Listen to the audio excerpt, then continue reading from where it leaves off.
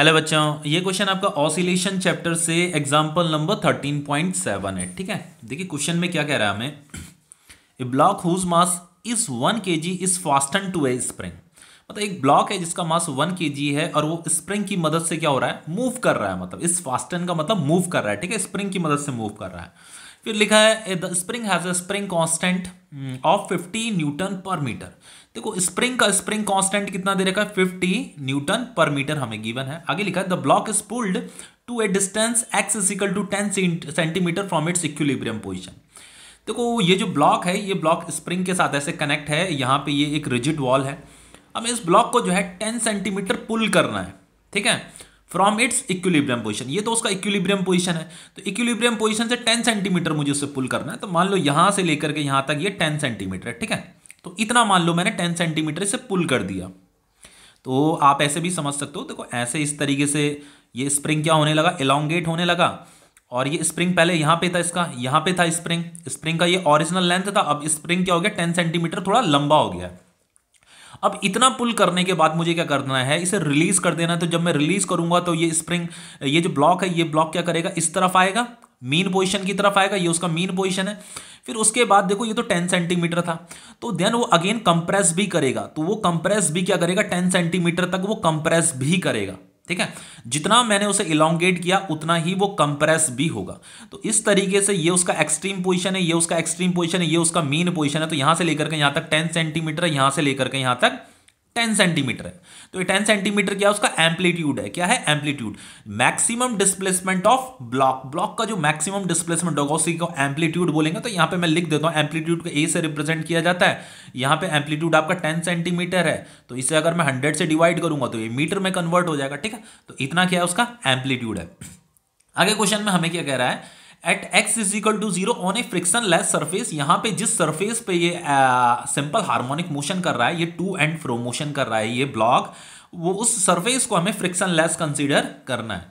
Calculate the kinetic potential and total energy of the block. Block की हमें kinetic energy भी निकालनी है, पोटेंशियल एनर्जी भी निकालनी है।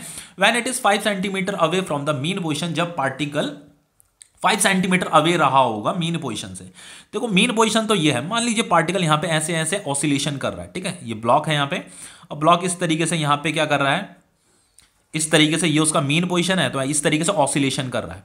अब वो ऑसिलेशन मतलब एसएचएम कर रहा है। तो हमें क्या बताना है, 5 सेंटीमीटर टोटल एनर्जी बतानी है when it is 5 centimetre away from the mean position. Mean position से जब 5 सेंटीमीटर अवे होगा, तो यहां ये मीन पोजीशन है, तो यहां पे ये 5 सेंटीमीटर होगा, यहां से लेकर के यहां तक ये 5 सेंटीमीटर होगा। ठीक है, तो जब वो पार्टिकल यहां पे पहुंचेगा, जब ये ब्लॉक यहां पे पहुंचेगा, तो हमें उसका काइनेटिक एनर्जी, पोटेंशियल एनर्जी और टोटल एनर्जी सब बताना है। देखो सबसे पहले काइनेटिक एनर्जी का फॉर्मूला क्या होता है। देखो फॉर्मूले आपको लर्न होने चाहिए। फॉर्मूले याद है तो क्वेश्चन बहुत ही सिंपल है, नहीं है तो फिर तो क्वेश्चन बहुत डिफिकल्ट हो जाएगा।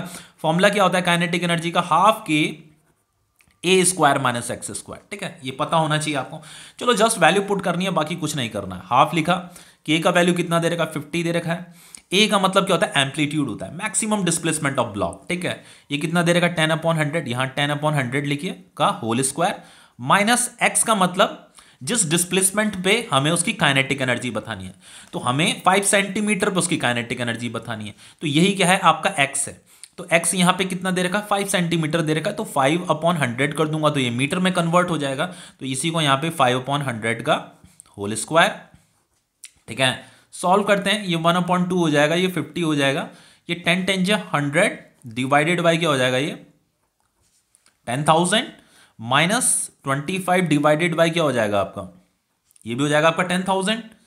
तो फाइनली ये हो जाएगा आपका 1/2 इंटू 50, ये नीचे 10,000 आ जाएगा, और ये 100 माइनस 25 कितना हो जाएगा, 75 हो जाएगा। इतना समझ में आ रहा है। ठीक है, तो देखो ये इससे कट जाएगा, इस 0 0 कट जाएगा, तो 5 को इससे मल्टीप्लाई कीजिए, 5 5 जो 25, 2 कैरी 5 7 जो 35, 36 37 डिवाइडेड बाई 2 इंटू ये 1000। इसे कैंसिल काटिए, 2 1 जो 2, 2 8 जो 16, 2 7 जो 14 और ये 2 5 जो 10। तो ये कितना आ रहा है, 187.5 डिवाइडेड बाई ये 1000 भी आ रहा है। तो जब आप इसे सॉल्व करोगे तो आएगा कितना, बताइए, आप ही बताइए। 0. ये 1 2 3 0 ना, तो डेसिमल यहां इधर शिफ्ट हो जाएगा, 0.1875। ठीक है, समझ में आ रहा है, ये क्या आ जाएगा, जूल आ जाएगा। ये तो आपकी काइनेटिक एनर्जी है। ओके, अब देखिए हमें यहां पे पोटेंशियल एनर्जी भी निकालनी है। पोटेंशियल एनर्जी कब निकालनी है? जब वो 5 सेंटीमीटर अवे होगा फ्रॉम द मीन पोजिशन। तो पोटेंशियल एनर्जी का फॉर्मूला क्या होता है? पोटेंशियल एनर्जी का फॉर्मूला सभी को पता होगा, हाफ के एक्स स्क्वायर होता है। तो जस्ट वैल्यू पुट कीजिए, हाफ के का वैल्यू कितना बताया था मैंने आपको 50, के का वैल्यू कितना 50, एक्स कितना है आपका 5/100। तो ये हो जाएगा आपका 5/100 इंटू 5/100, ठीक है, एक्स का होल स्क्वायर है ना। तो फाइनली ये कितना हो जाएगा आपका, ये 25 हो जाएगा, 25 हो जाएगा। ये 5 5 जो 25, 25 इंटू 25 कितना होता है 625 डिवाइडेड बाय ये 10,000 हो जाएगा। तो फाइनली जब आप इसे काटोगे तो कितना आएगा भाई, ये 0625, यहाँ डेसिमल लगेगा, ये 0.0625 जूल। ये निकल गई आपकी पोटेंशियल एनर्जी। ये निकल गई आपकी काइनेटिक एनर्जी। टोटल एनर्जी निकालनी है। टोटल एनर्जी कैसे निकालेंगे? टोटल एनर्जी होता है आपका kinetic energy plus potential energy, बस दोनों को ऐड कर दीजिए, 0.1875 प्लस 0.0625। तो इसका जो आंसर आ रहा है, दोनों को ऐड करने पे जो आंसर आता है, आपकी एनसीईआरटी ने ये आंसर दे रखा है कितना, 0.25 जूल, ठीक है। तो ये टोटल एनर्जी कितना आ जाएगा 0.25 जूल, ये आपका टोटल एनर्जी है। ये क्वेश्चन कंप्लीट।